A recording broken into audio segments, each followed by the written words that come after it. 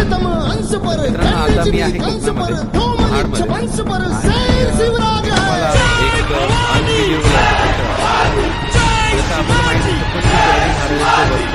हे सगळीकडे होतं पण महाराजांच्या चेहऱ्याचं पूर्णपणे आकृती ही पाहायला मिळते.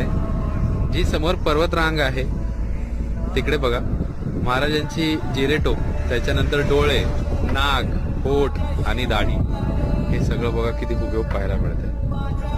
तुमच्यापैकी किती जणांनी तिकडे येऊन हा अनुभव घेतलाय हे नक्की मला कॉमेंट सेक्शन मध्ये सांगा. पण खरंच अंगावर काटे आणणारं दृश्य हे आज मी अनुभव करतोय इथे.